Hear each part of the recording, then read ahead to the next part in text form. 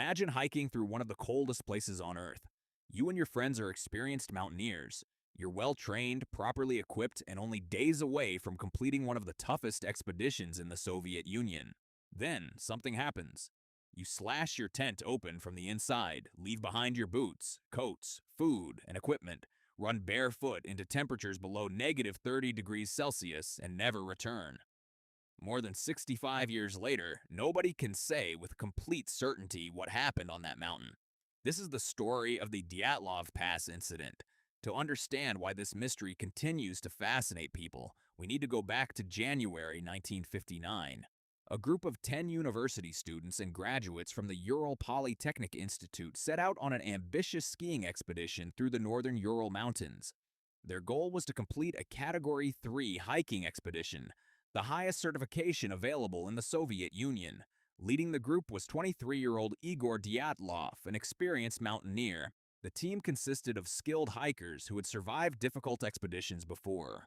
They knew how to navigate extreme winter conditions. Before leaving, Dyatlov promised to send a telegram when they completed the journey. No one expected anything to go wrong. On January 28th, one member of the expedition, Yuri Yudin, became sick with severe joint pain. Realizing he couldn't continue, he made the difficult decision to turn back. It would save his life. The remaining 9 hikers continued deeper into the mountains. Yudin would spend the rest of his life wondering what happened to his friends. The group kept detailed diaries and took photographs throughout the journey. They appeared cheerful despite the difficult conditions. On February 1st, they reached the eastern slope of Kholat Syakhl, a mountain whose name roughly translates to Dead Mountain.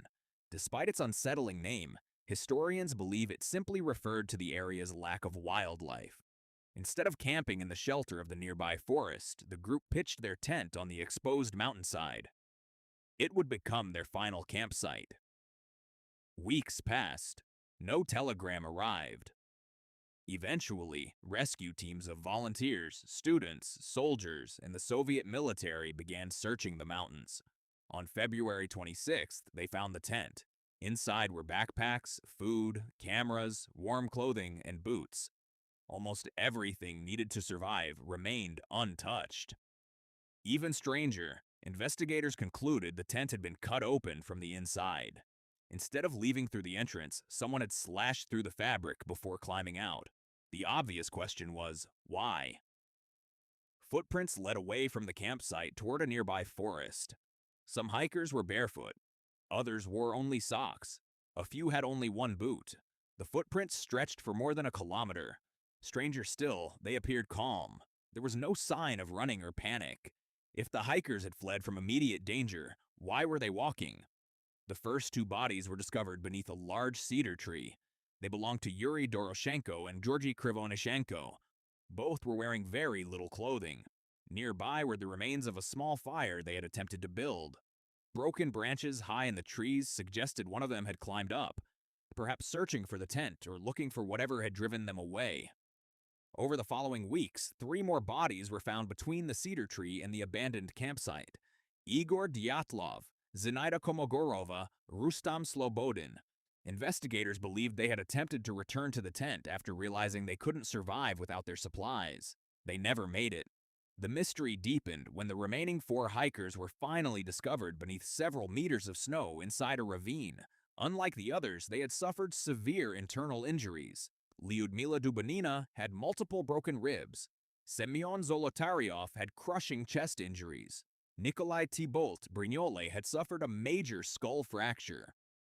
Medical examiners said the force resembled that of a high-speed car crash. Yet there were almost no external wounds. Some clothing also contained traces of radioactive contamination. Perhaps the most disturbing detail involved Lyudmila Dubanina. Her tongue, eyes, and parts of her lips were missing. For decades, many believed this proved foul play. Today, forensic experts generally believe these injuries occurred after death through natural decomposition, scavenging animals, and months beneath snow and flowing water.